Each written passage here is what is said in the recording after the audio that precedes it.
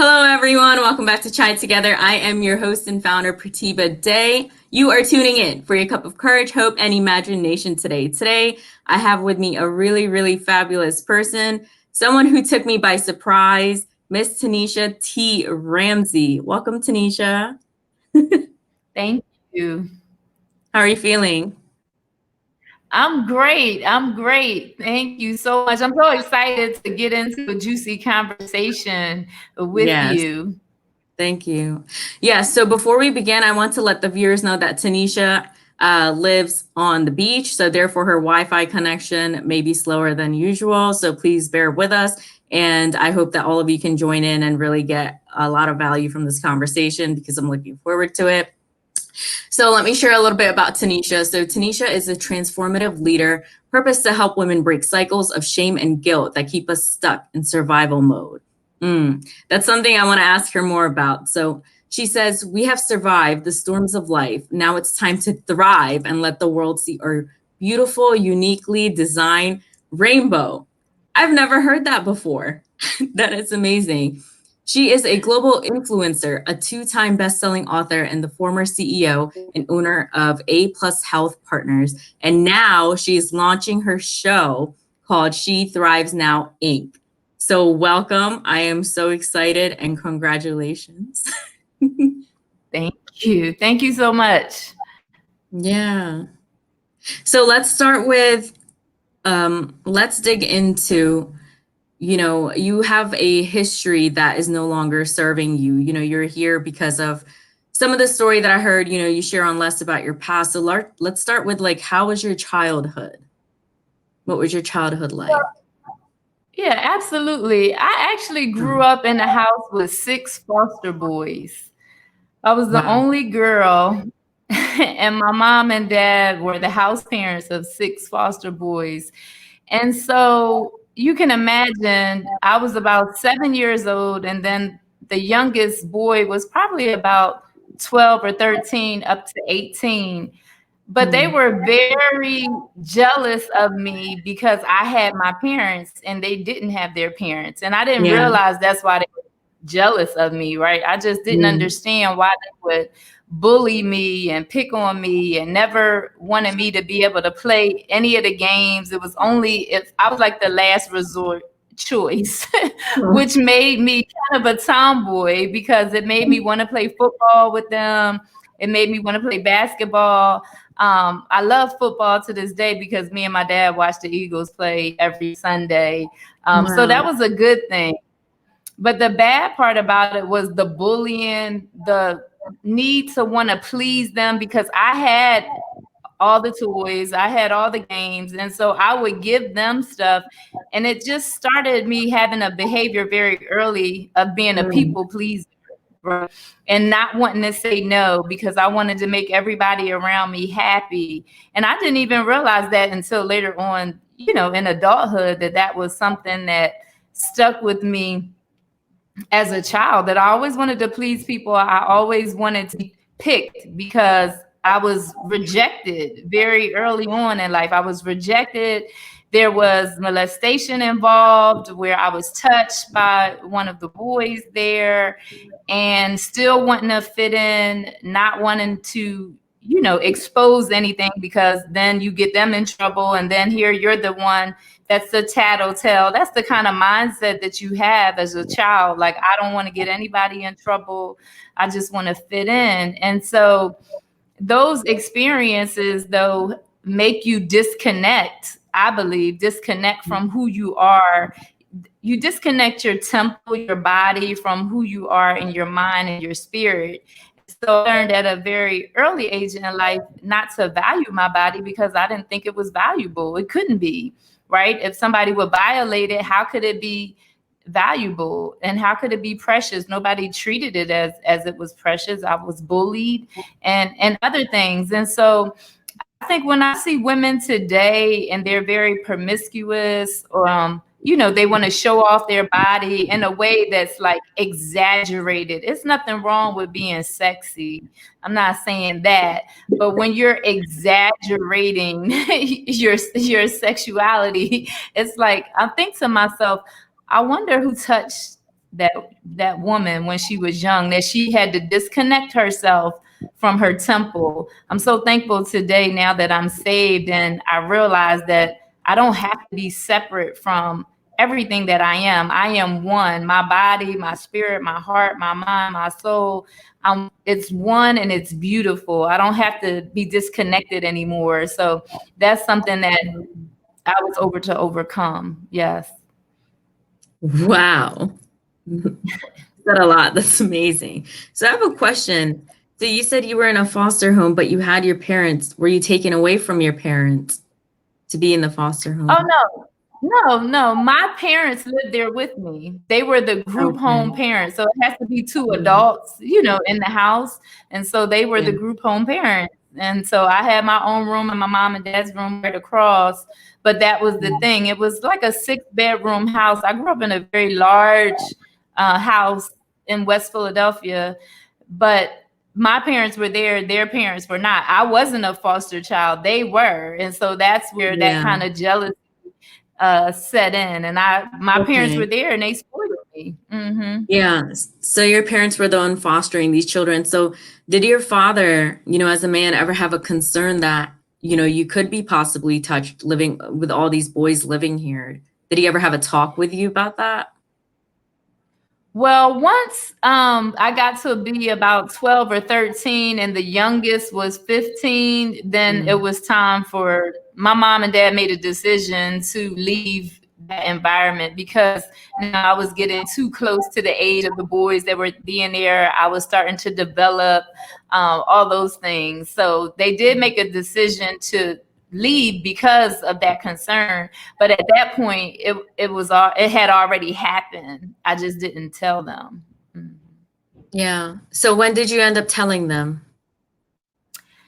Honestly, I didn't tell anyone anything until I wrote my book. I shared it all Wow. in my book. Wow. Yes, yes. I kept that secret for all my adult life. For over 30, 40 years, I kept a secret. And that's the thing about secrets. They really they're they don't serve any purpose. They keep you bottled up. They keep you feeling like you're not doing what you're supposed to be doing, or they just make you feel dirty, secrets and lies and all of those things. And I learned to compress a lot of pain in my life.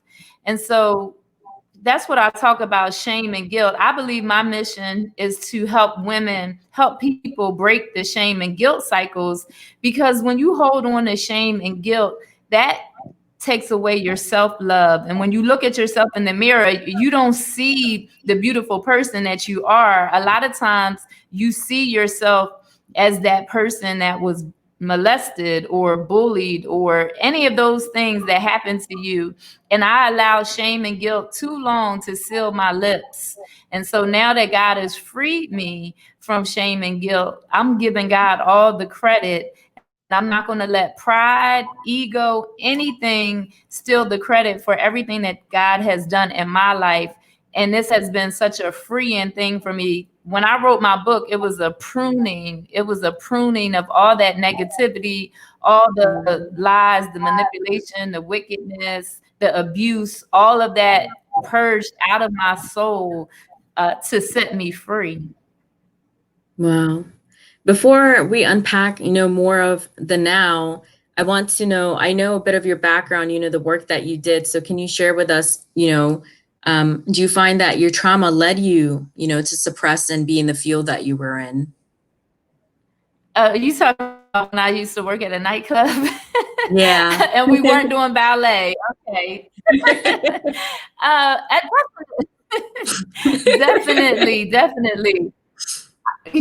Cardi B says she doesn't dance now. She makes money moves. I say I don't dance now. I make godly moves, Oh. because dancing was definitely something that caused me a lot of shame, a lot of guilt. But at the time, I felt like I was doing what any mother would do, which she had to do to keep food on the table for her and her child. At the time, I was in an abusive relationship and I no longer wanted to stay in that abusive relationship. But I had set myself up basically where I couldn't afford to live the way I was living unless he was there to take care of the bills and everything that needed to be taken care of. And so I knew once I said it was over between me and him, I didn't know how I was going to figure out how to pay the bills, how to keep this place. And me and my son had already lived in 8 different places by the time he was 3 years old.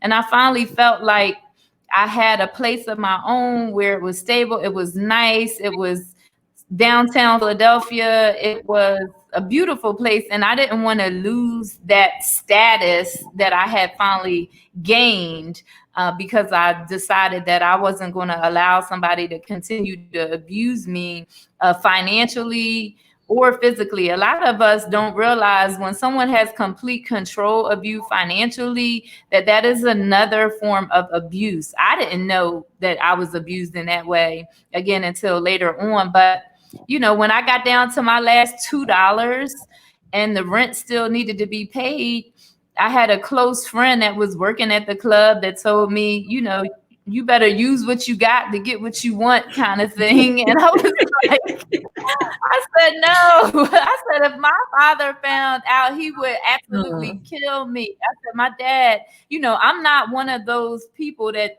you know, women didn't have a father figure. My dad was very involved in everything in my life. I grew up with my father. So it wasn't like I didn't have that kind of structure. I had a mom and a dad. A lot of people think that you have to come from a broken home or you have to have this life where you didn't have a father. You don't know how men are supposed to treat you. All of those things. Well, none of that was the case. But what was the underlying case was that I had disconnected from my body a long time ago. So I didn't value my body, but yet and still I knew I had to do something, and my pride and my ego. I'm a Taurus, and I don't know if you know a lot about Taurus, but they Yes. can be very stubborn, very prideful people. And so, you know, when I told my mom and dad that I wasn't coming back home, and I left in one of those dramatic "I'm leaving, never coming back" situations, I meant it. I knew I had said it. And so therefore I couldn't go back home. In my own mind, I couldn't go back home. But of course I could have went back home, but my pride didn't allow me to go back home. And so I took my friend up on her offer to go work at the club with her to make some money. And I had to get super drunk to have the courage to even go out there. You know, and place myself in that type of environment. And every night I would say it got easier to just drink and get through the night. It didn't get easier to dance. I never felt comfortable dancing. I had to become an actress. So I guess that was my acting school. So, you know, if I have any acting roles, I can look back at that time and say, you know what? I had to act every night for 7 years. I had to act like I was enjoying myself and I wasn't. I had to act like I wasn't humiliated and I was. I had to act like this was something that was fun and tell men that they were the man of my dreams, and they weren't. You know, but to get through that time in my life, I absolutely had to drink Alizé and Hennessy. I think they used to call that Thug Passion, or if it was the green one, it was the Hawk, or something, you know, something like that. So that's why I don't drink today, because I've drunk enough in my 20s and 30s that my kidneys are like, yes, my liver is like, yes, no, she doesn't drink anymore. Yes. We can rejuvenate ourselves. The liver is the only organ that can completely heal itself and grow back. I'm a registered nurse, you know, as well. So that's why I know that little tidbit. But that led me to nursing, you know. So it did come to an end. I didn't, you know, I thought 29 was it for me. I used my 20s as an excuse that I'm only in my 20s. Like, I'm 20 something. Who knows what they're going to do when they're 20 something? But I tell you, when I turned 29, I was like, and a guy from around the way, a younger boy, he called me an old head when I went to go visit Philadelphia. And I was like, old head? What? Are you serious right now? And so when he called me that, it really just, in my mind, I was like, oh, wait a minute. I am almost 30. Like, I'll be 30 next year. I got to do something with my life. What am I going to do? And so I decided to become a registered nurse, and that's what I did. I danced at night, was in school in the daytime, and it was just like the movie Players Club, where, you know, I'm falling asleep in class because I was at work trying to keep a roof over my head and my son's head. So yes, I said I could do a new movie with that same kind of theme, but behind the scenes. Like, I still know, like, where are the dancers of today that were back then dancing in the club? Like myself, I'm such a totally different person. So imagine if I would have never had that, like, moment where I said, I can be more, I could do more. I could still be dancing at the club right now. You know what I mean? And not using any of the gifts and that were inside of me. So it would have been such a waste of the even the intellect that I have, even to be able to go to school and get my master's degree and get a 4.0 in my master's degree program. All along, the intellect was there. I just made poor decisions to survive in life. And that's why my new TV show, She Thrives Now, is all about, yes, we had to survive, but now we're thriving. Ooh, yes, I like that. You know, it was a lot of hidden secrets because you've been keeping, you know, the secret of the molestation, and that led to keeping the secret of the dancing with from your parents too, right? Well, my mother knew, but my mother knew, my grandmother knew. It was like I was okay with sharing it with the women in my family, but not the men. I remember my cousin coming into the club, one of the, like, maybe the third night, and it really, I just think back to the Players Club, like, that was my life. When I saw my cousin, I was like, oh my God, he's gonna tell my dad. Like, I'm sneaking out the back door, you know, running down the steps with my bag. I was like, I can't do this. I can't dance in Philadelphia. Somebody's gonna see me. It's going to get back to my dad. And so I decided to move to Virginia, where nobody knew my name. Nobody knew, nobody would be able to tell my father. And the men were much nicer in Virginia anyway. So it worked out. And I'm still here in Virginia because of that. Yeah. Now you're on the beach. Yes. Now I'm on a remote beach looking at the ocean every morning. So I'm truly, truly blessed. So the one thing, you know, you just mentioned about, you know, being a survivor and staying there, and also in your bio. So, you know, a lot of us do stay in that, you know, reaction mode, or that, you know, that they're just a survivor. And, you know, your story is all about being more than just a survivor. So can you speak on that a bit more?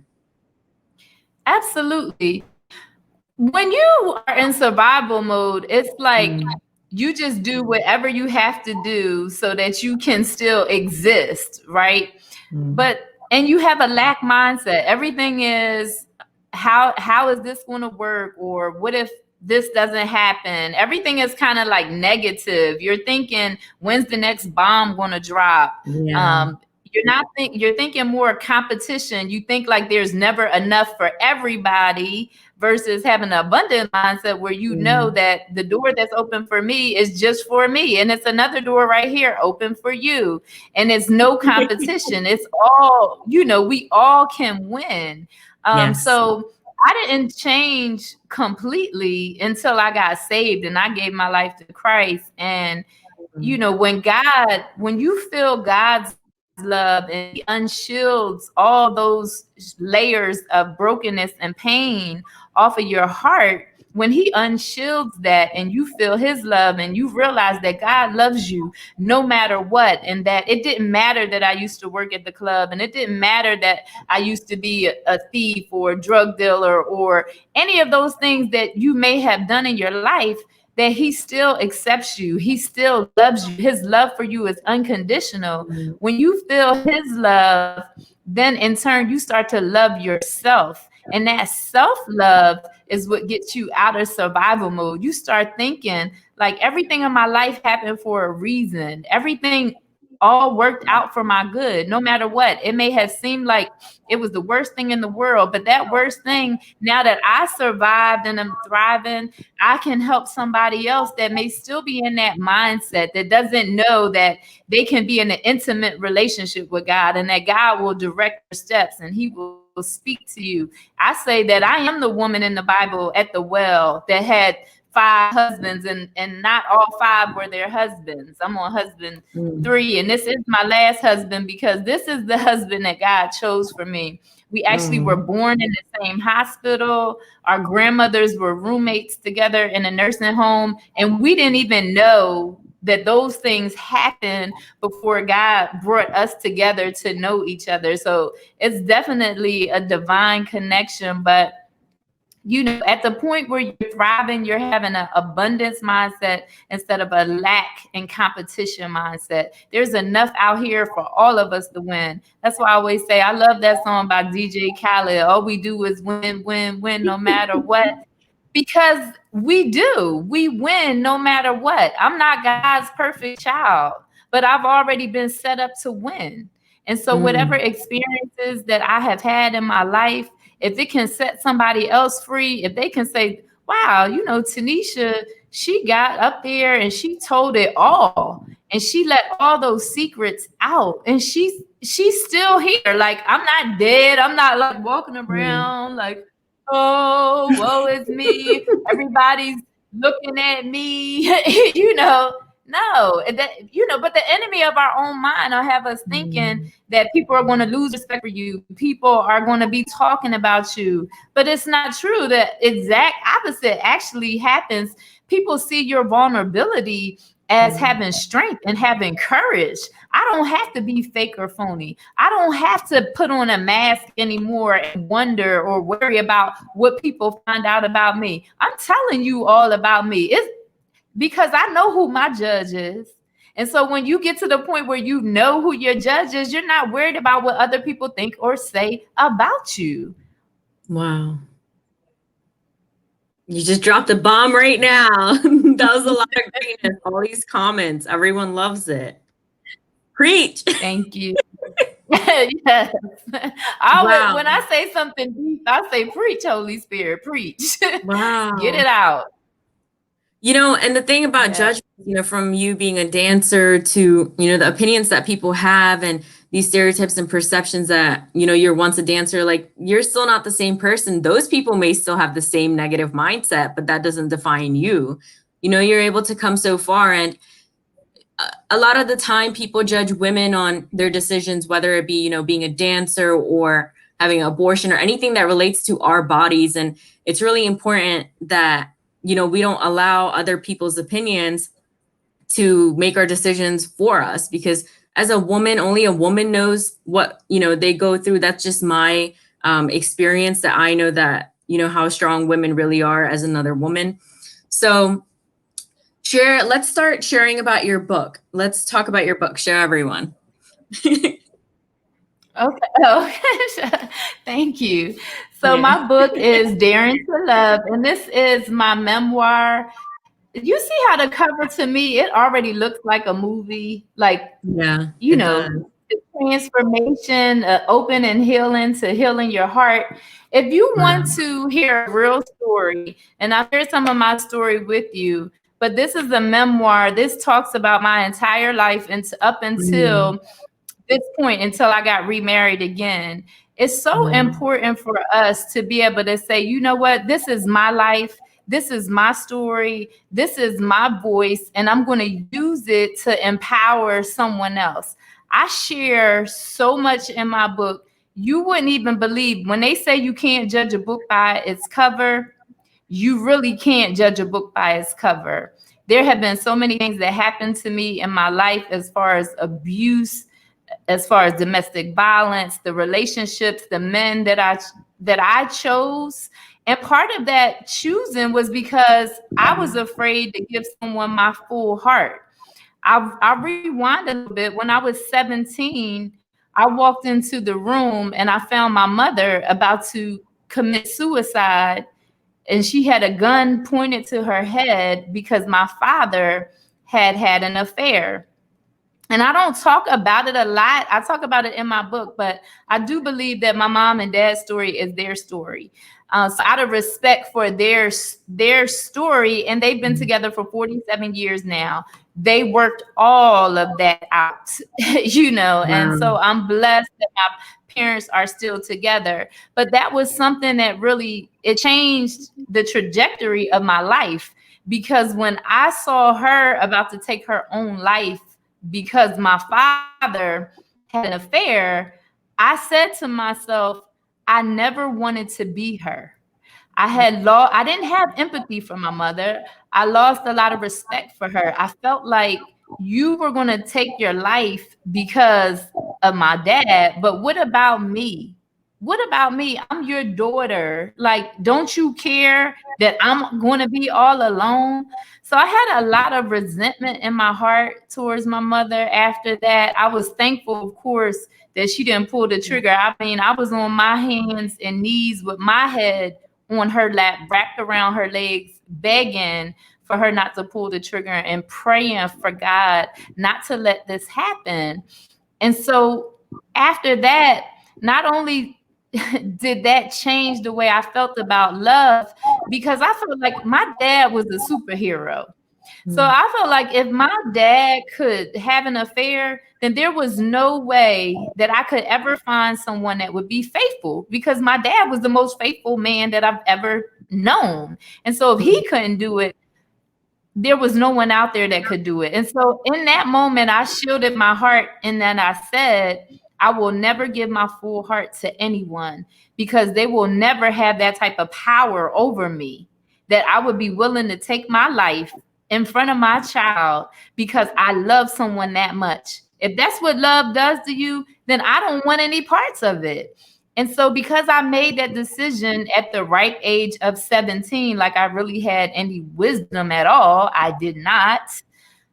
I chose to put out that type of energy, and all I attracted was men who weren't willing to give me their full heart because I wasn't willing to give them my full heart. I attracted men who weren't trustworthy because I wasn't trustworthy, because I already knew in my mind that I was going to cheat on you first before you cheated on me. And that way the blow wouldn't be as hard. And I know I'm not the only one that has that kind of sentiment where you think, well, let me do it first and then it won't hurt that bad. That I don't know where we get that logic from, because at the end of the day, the only person that we're really hurting is ourselves. And I wound up doing that thing 25 years later with my ex-husband, where I had an affair and one of my closest friends told him about the affair. And then I wound up with a gun to my head over the affair. And so here we go again, me beg God for the gun not to go off because of something that I had done.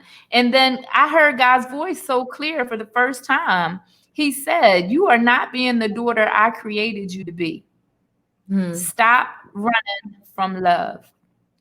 And I audibly said, I'm sorry. And that was all that needed to be said for my ex to drop the gun. And we just cried. And I finally told another human being that this same thing happened to my mother, except for she was going to commit suicide. Now I was getting ready to be involved in a homicide.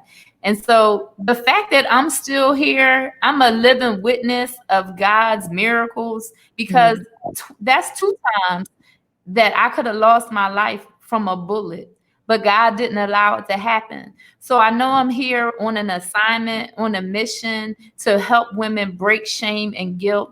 And that's what my book is about. That's what, anytime I speak, that's what I'm talking about, so that we can live in a sense of freedom by having that relationship with God, because he wants us. He wants his daughters that are still lost. The problem is when you start thinking about church and religion, and you start thinking that, you're going to be judged and they're not going to understand. take it from me, it doesn't matter what anybody else thinks about you. You can have a personal relationship with God. That's how I live my life. Me and God, he is my father, and I talk to him just like you would talk to your dad. I'm like, really, Dad? Does this really need to happen? Like, how much faith do you have in me that I got to keep going through these trials and tribulations? But it's okay, because every tribulation that we go through, at the end, when you see how beautiful God orchestrates everything in those storms, you see the rainbow of your life afterward, the promise of the rainbow, that same storm isn't coming back again. And now you can just look at the beauty. See, I'm in backstage of it, looking at how beautiful it is now. When I had that gun to my head, no, I couldn't see it. But now I know that. And when my girlfriend betrayed me, I couldn't see it. I was ready to, all my girlfriends were ready to stomp her down. This was before, I'm saved and all that. I'm just keeping it real. She was going to get a beat down, for really. But I didn't want to lose my nursing license. So I said, you know what? You got it. But she did me a favor, y'all. She was my Judas.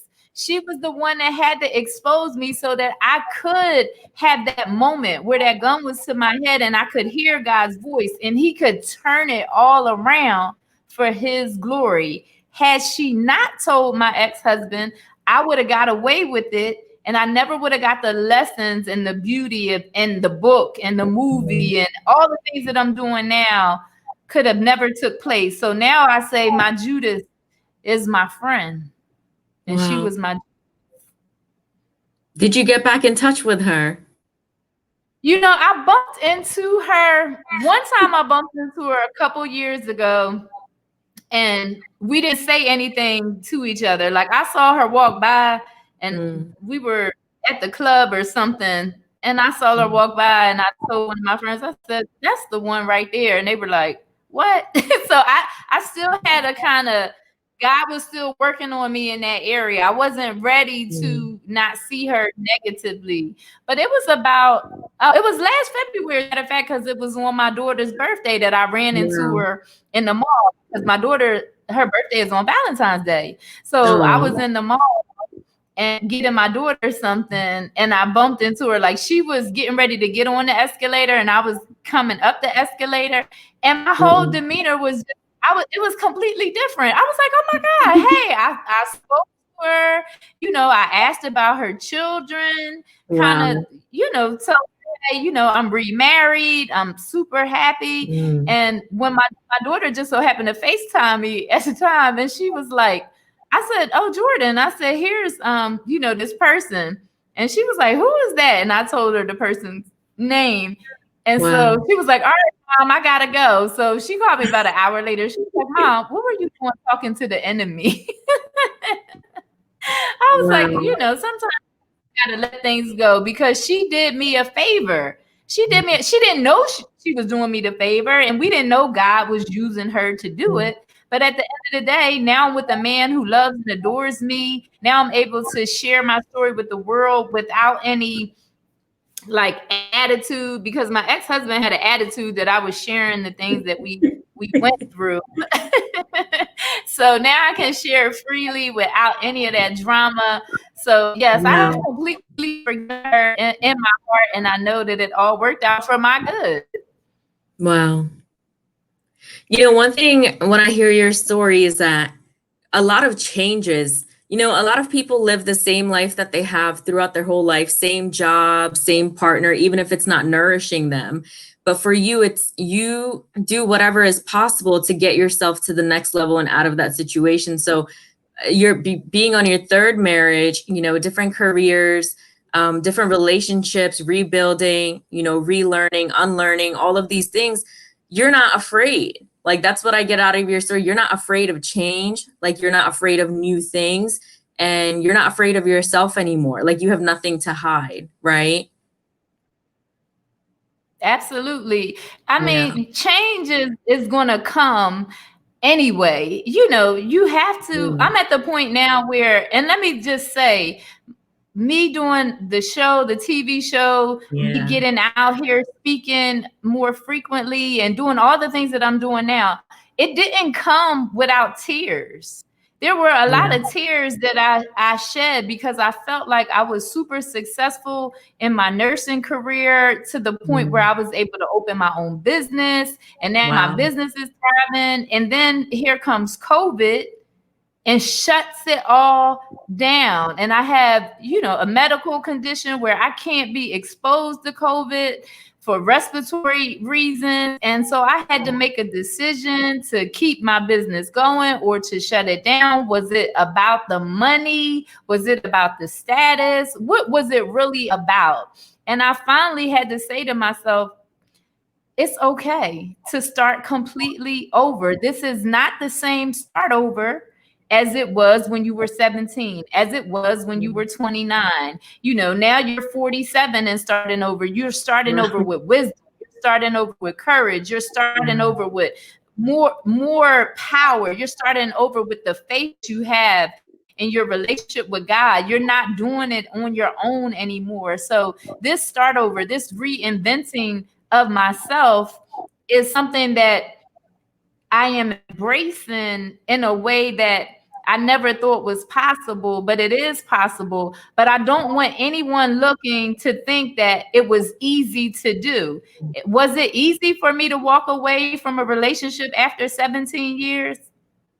No, it wasn't. But when God tells you that this isn't the person for you anymore, that he's moving you into a different direction and shows you what the other person is doing, I had a choice to make. Either I was going to believe what God was saying, or I was going to stay in a relationship that I knew was no longer healthy, and I was growing in a way that he wasn't growing. So was I going to let him pull me back down to drinking again, cussing again, drama again, all of that kind of stuff? Or was I ready to say, you know what? I love Taneisha enough to say, I'm good to be myself and I. Like, this relationship doesn't make me who I am. This business doesn't make me who I am. These degrees don't make me who I am. I know that I'm a daughter of the Most High God. So because I know who I am, my level of standard has went way up. And so when you don't know who you are, you settle for things. And then you start thinking that you can't win without these things. The only thing you need to win with, the only person you need is God, and you can win every time. And I want to tell you this. When you get into a relationship with God, it is not going to be all peaches and roses. It all sunshine with no. It's not going to be like that. You are going to be tested. You are going to be tried. You are going to be humbled. God had to humble me. I thought I was Job reincarcerated. I said, what in the world, God? I said I wanted the patience of Job. I didn't say I wanted to be Job. I just wanted him. I don't even know if I want that now with all this stuff happening. I said, I'm about to lose my mind up in here. But though he slay me, yet shall I trust him, which comes out of Job. And when I found out that that was in Job, I really almost had a heart attack. Wow. You shared so much.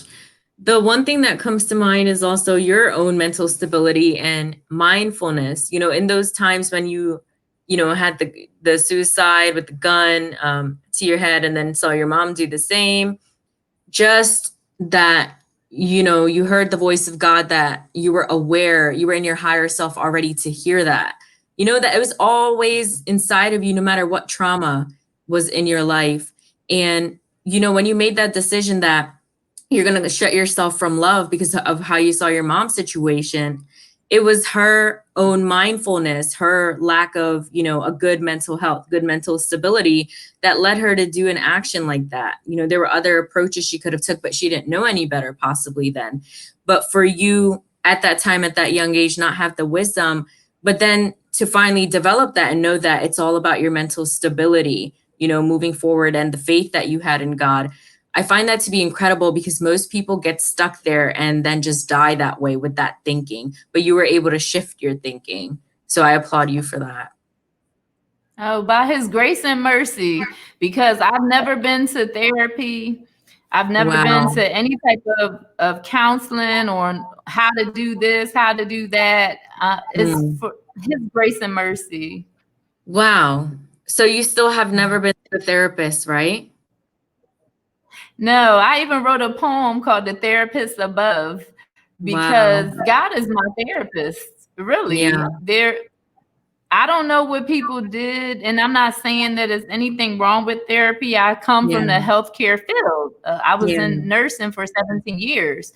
And Mm. so, but my situation, everybody's situation is different. Everybody Mhm. heals differently. And God chose to allow me to go through these things so that he could heal me from the inside out, and then be a testimony to someone else, for them to know that they are not alone. The things that you go through, you're not alone. God is with you. Even if you don't realize that he's there, he's there. Mm. He's watching you. He's guiding you. And you'll hear him. Just come to him. He's just waiting. He's just waiting for you to come. He's there. See, I came to God, and let me just say, when that gun was to my head, and it's not Mm. funny, I'm not, Yeah. but I'm just saying, something you Mm. gotta laugh about, because if I Yeah. didn't laugh about it, I would still look at it like every time a door slammed, I would be like, Mm. oh, Yeah. what was that? You know what I Yeah. mean? And honestly, if the mindset that I had back then, and the kind of mindset that I grew up in with corporal punishment, you beat Yes. your children when they do the wrong thing. So Yes. I was used to being punished for doing something wrong, and I was used to punishing others for doing something wrong. So, as crazy as it may sound, I said to myself, if I would have found out that he did what I did and the way he did it, and like this person knew, and the Mm. embarrassment and the betrayal, who's to say that I wouldn't have grabbed that gun and been ready to kill him out of anger? And one of the reasons why he did grab the gun was because he would have never got the truth out of me without that excessiveness.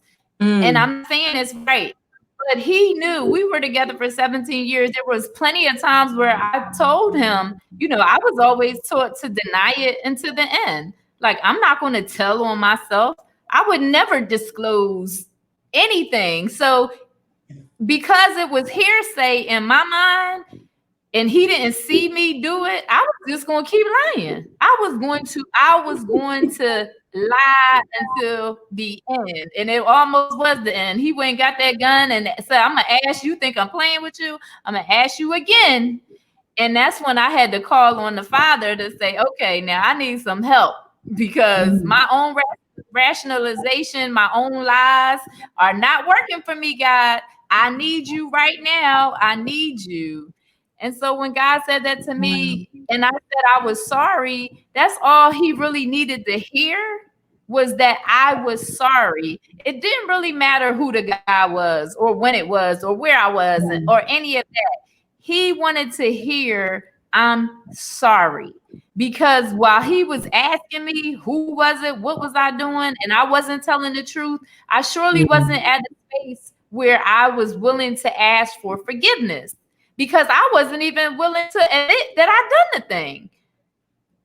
But that all changed when God said what he said to me. I had to say I was sorry. And isn't it amazing how God knew exactly what to say to me to get the words "I'm sorry" to come out my mouth, so that he would hear what he needed to hear for him to drop the gun?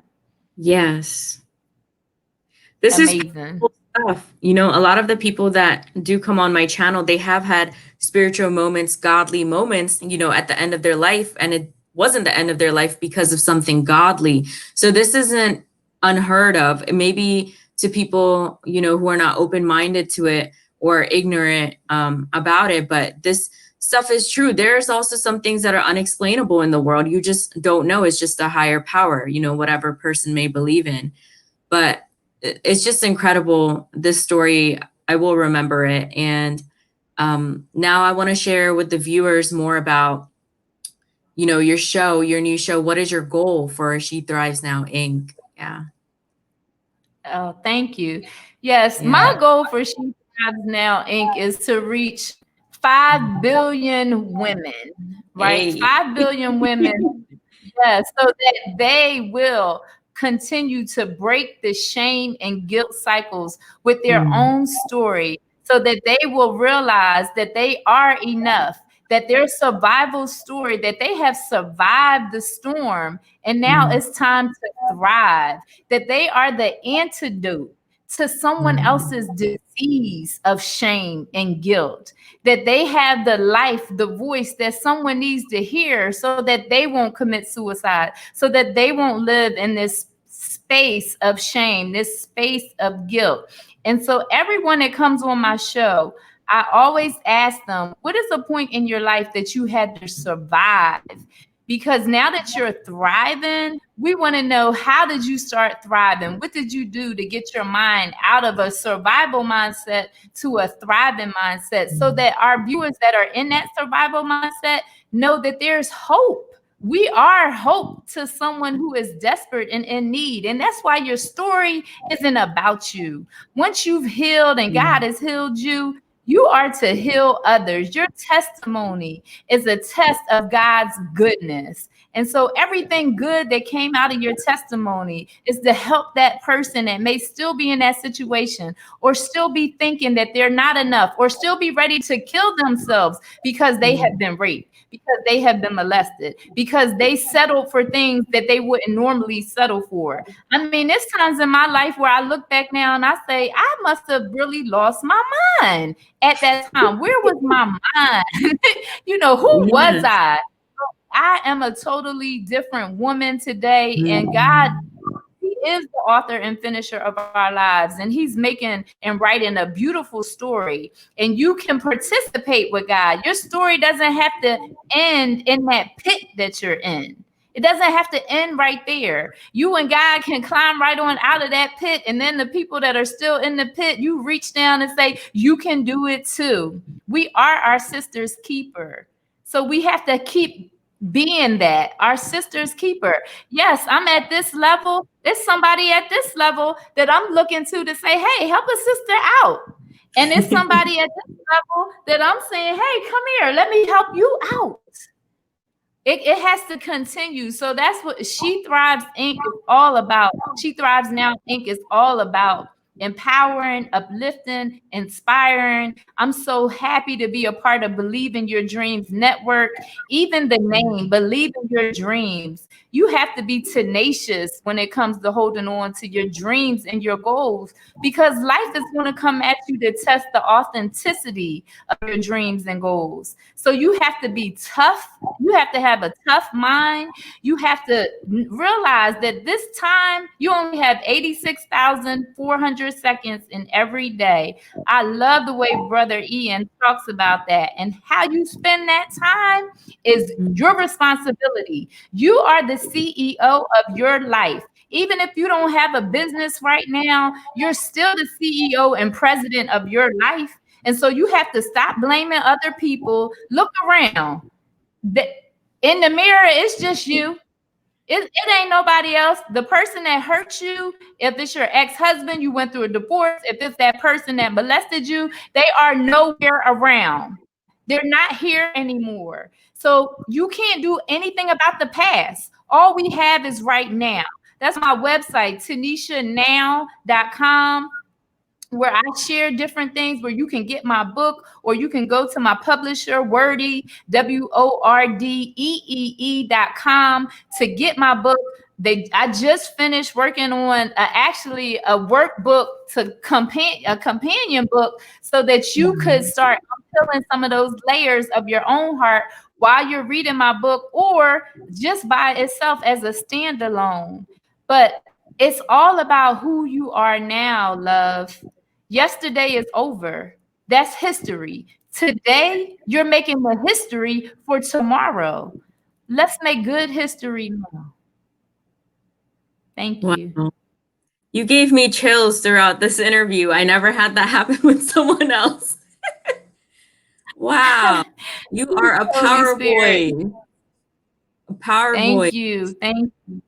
Yeah. So Thank you, share love. where, where else can people find you and find your book again on Amazon? Yes, absolutely, absolutely. Mhm. So Daring to Love is on, of course, Amazon, anywhere they sell books.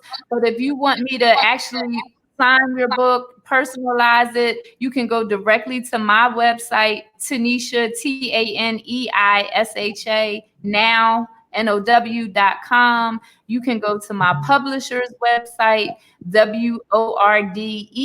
WORDEEE.com. That's Wordy, that's my publisher. And join me on Facebook. I have a community of She Thrives now already, Facebook community, She Thrives. So go to that. You have to get accepted in, but just click on it. I'll look at your profile. As long as you ain't, acting crazy, I'll let you in. But yes, and look to see me doing more speaking events, more podcasts, more things like this, because people need to hear my story so that I can give them the hope of healing and breaking that shame and guilt cycle. So if you want me to speak on any platform, reach out to me. My email is contacttaneishanow@gmail.com. Thank you so much for Wow. having me. Thank you for gracing Chai Together. This was really wonderful. I am blown away. Thank Everyone you. for tuning in, and until next time, thank you. Bye for now, like Les says. Bye Bye for for now. now. Oh, wait.